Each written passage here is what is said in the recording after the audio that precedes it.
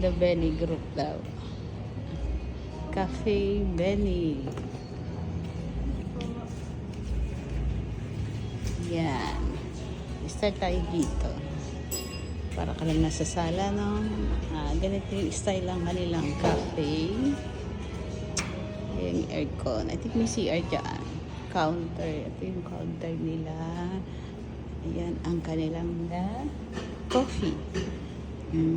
Parang yung mga mixing, no? Blended. Ayan. Juices. Merong hot. May cold. May frap. Kompleto. Pwede ka rin kumain. May breakfast. May dinner. May lunch. Ayan. Ayan. So, pag gusto mo ng mga light, ano lang, mayroon din salad. Favorite ko dito, salad. There. Ganyan yung mixing. And ito, yung mga croissant din sila. Bread. Cookies, ayan. I think na-try ko na yung croissant nila yan. Tapos yung cookies nila. Actually, masarap yung cookies nila dito. Ang ayos ng kanilang cafe ay hindi lang basta cafe. Kasi meron silang Benny Lounge. I think ito ay pag pwede nyo itong i-rent pag kailangan nyo. Ang isang place for let's say anong occasion, ganyan. Ayan, bawal tayo dyan pumasok. So, ganito yung style ng kanilang table for group. Ayan, sa dalawa na yun. Ayan. Ito yung kabuuan ng kanilang cafe. Feeling blessed. Ayan. There you go. Tapos pag mga single, ano lang, ganito. Before, parang nakita ko dito is, ito type ko to kasi high chair siya. Pag mga katulad natin maliliit, pwede dyan. Puro siya, wood. Yung mga chair, yan. Before kasi, parang isang ganito lang yung nakita ko dito. Tapos, more on ganito lang siya. Tapos, parang nag-extend sila doon. Ang isang maganda rito, medyo flush yung kanilang cafe, no? Dahil dyan, sa design na yan. Unique ang mga design nila. Ayan, yan. See? It look like fresh plants, diba? Parang ganda. In fairness, maganda. And this one, yung high chair table din for group. So, actually parang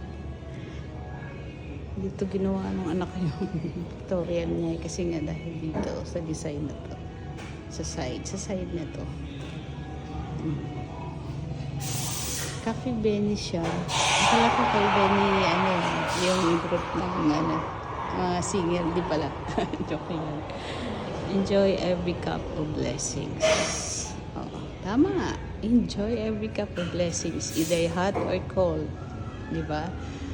Ayan, ganyan yung ayos. It's not simple, di ba? Hindi siya magarbo. It's simple pero medyo elegant yung dating. Lalo na yung mga design nila sa taas. Ang isa sa nagustuhan ko dito yan. Yung concept nila. Kala man laki na. Pero hindi na actually ganun kalaki. Tapos yung aircon nila. Sakto lang. By the way, ayun pala. Kaya marami dito nag-i-stay. Kasi pwede ka dito magdala ng laptop. If you want, mag-charge. Ayan. Meron sila dito. It's like Starbucks. Ayun yung asawa ko nag-ano na. Ayun. Dito lang to guys sa unahan ng konti ng Chowking Magalang, Pampanga. So, meaning sa Pampanga to. Kasi nasa Pampanga kami ngayon. Although, pauwi na kami. So, magkakape muna kami bago kami umuwi.